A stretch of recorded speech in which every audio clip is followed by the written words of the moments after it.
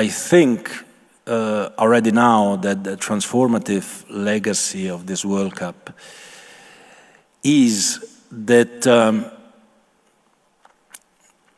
many people from around the world have come to Qatar and have discovered the Arab world which they didn't know, or they knew only for what was portrayed to them. And at the same time, the Qataris, or even the Saudis or the Emiratis, who also welcomed many fans from around the world, have prepared themselves to welcoming the world, have opened their houses, their doors, their country to welcome people, to welcome everyone from everywhere. And the main legacy is that those who came and those who were here to welcome them have actually discovered that what is said or what is thought or what is believed is not true. That you can spend time together and just enjoy and just have a good time and just know each other better. And these people, when they go back home, they will speak about their experience. The people who stay here, they will speak about their experience and they will open up more to the others. And I think this is really an important non-football legacy which this particular World Cup has brought. One of our main concerns before the beginning of the World Cup was, of course, linked with safety and security, right? You have 32 countries, you have fans of 32 countries and others, all at the same time in the same place. In a normal World Cup, you have fans of 2 countries in one place at one time. So you can manage that from a crowd management and security point of view. So we didn't know before this event how people would react, how the fans would react. Would they start, finding each other and fighting with each other or not? And we have seen that actually, human beings are fundamentally positive and not fundamentally negative, are fundamentally good and not fundamentally bad, because people just come together, and the more international, the better, because they come together to pursue their passion, which is football, to have good time.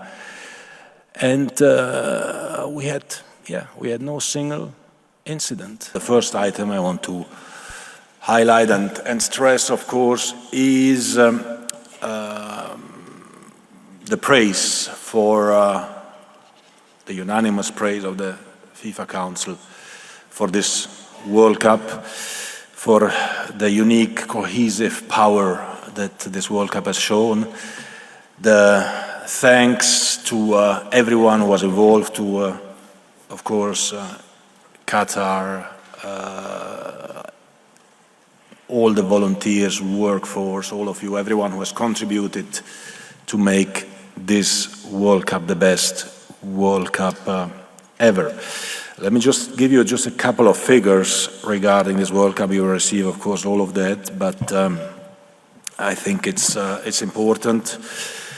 We had already a cumulative audience of 3.27 million spectators. It was 3.03 for 2018 for all the matches.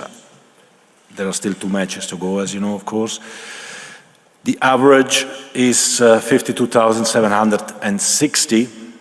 It was a bit more than 47,000 in 2018. Highest attendance, Lusail, 88,966 for Argentina, Mexico.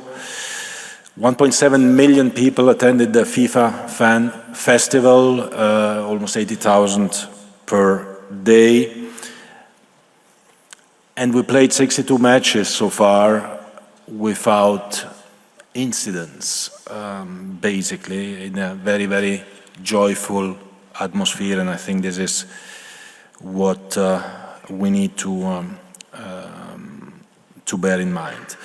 The goals scored are similar to the ones in Russia, 163 so far.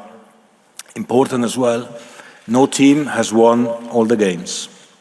And for the first time ever, teams from all the continents moved to the knockout phase, showing that there is something happening when we speak about football becoming truly global. For the first time, an African team, Morocco, an Arab team as well, reaching the semi-final stage of the World Cup. So again, congratulations. We had also, for the first time, a woman who refereed a match, Stéphanie Frappard from France. It was Germany, Costa Rica. And she did very well. We had 2.3 million Haya card applications, 1.9 million approved. And the top 5 visiting countries were Saudi Arabia, India, United States of America, United Kingdom, and Mexico. So, international atmosphere, joyful atmosphere, football uniting the world, people coming together and wanting to enjoy a little bit their time, maybe forgetting also some of their issues and having pleasure. We are approaching the 5 billion mark in terms of viewing figures. And let me again say a big thank you to all those who made this happen. We had almost 180,000 accreditations that were issued, also to all of you. We had more than 400,000 volunteers who applied to become volunteers. 20,000 were selected from 150 different countries. For me, the World Cup has been a really incredible success, yes, on all fronts. The main one, of course, on the fans, the behavior, the joyful atmosphere, the bringing people together, fans coming from abroad, meeting the Arab world, is very, very important for the future of all of us, I believe. But also when it comes to the matches, I mean, we have seen some incredibly competitive games. We have seen some surprises, maybe, some great goals. The fact of playing in November, December, as opposed to the end of the season for many players, the end of exhausting season, has certainly an impact. I mean, for many of these players, it is the first title of the season that is played in this World Cup, and we've seen it on the quality of the games. Let me add as well, in this respect, that I mentioned about the refereeing and the effective time played as well, because you've seen some additional time, maybe unusually long additional time, but this has been a concern that was raised by the IFAB earlier this year. And, you know, we play 90 minutes, but there are a lot of interruptions. So at the end of the day, there was on average 10 minutes, a little bit of more than 10 minutes and 11 seconds played on average as additional time every match, bringing the duration of a match to 59 minutes and 51 seconds on average, so around 60 minutes of effective play, which I think is definitely something very positive, because everyone enjoys. People enjoy. We have great games. We had some incredible actions also at the end of the games, and I think this was very important. This was also, let me add, a very fair World Cup on the pitch. No simulations, not so many yellow and red cards, actually a little bit less than in Russia so far. But this shows as well, and the compliment there goes to the players and the coaches who managed to maintain their calm. Okay, thanks. And to the referees as well, obviously.